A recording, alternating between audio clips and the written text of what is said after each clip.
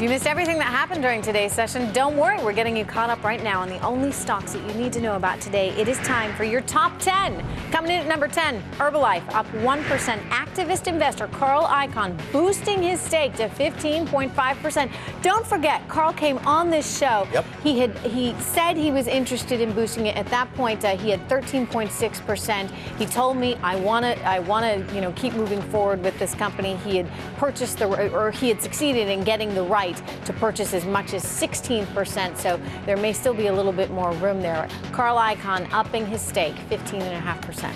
He certainly has. He is a man with a view. Smithfield Foods, meanwhile, up more than 4%. The meat producer says it will review a suggestion by shareholder to consider splitting up. Continental Grain recommending Smithfield split into 3 separate units: a hog-producing unit, a fresh pork and packaged meat business, and then a separate international company. Stay tuned.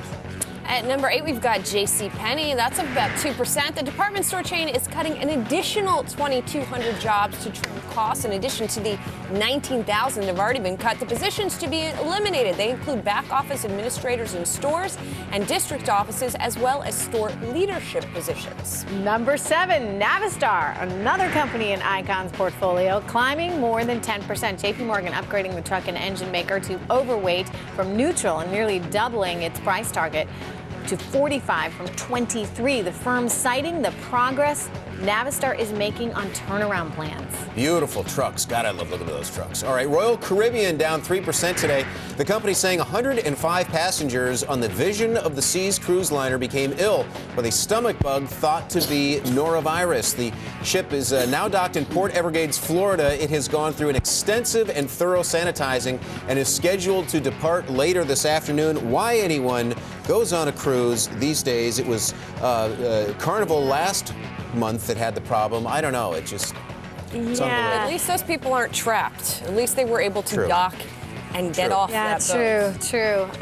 It's definitely curbed my cruising enthusiasm. Not that I really had much, but no, nor I. At number 5, you guys, we have Pandora. It's surging more than 18%. The internet radio service reached a 1-year high after posting a fourth-quarter loss that was smaller than analysts predicted. The company also announced Joe Kennedy resigned as chairman and CEO after 9 years at the helm. Adam, I know that Trish yesterday, didn't she put the app on your phone? Yes. I How's did. it working out for and you? you know, I checked in with him first thing today to make sure that he actually was using it.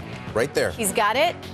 It's up and running. He can listen to all the show tunes he wants. No, I got country music load on the. She literally signed me up during the show. During a commercial break. I love it. Thank you, Pandora. Thank you, Trish.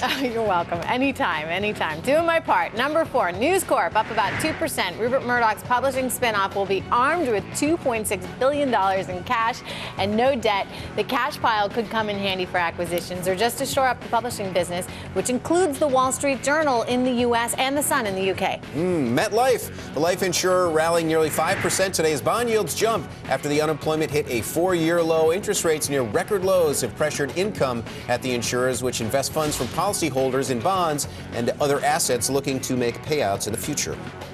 At number 2, we've got Citigroup. That's up almost 4%. The bank seeking permission from the Fed to buy back $1.2 billion worth of shares. Citigroup's previous request last year was rejected on concerns it could leave the bank vulnerable to an economic slump.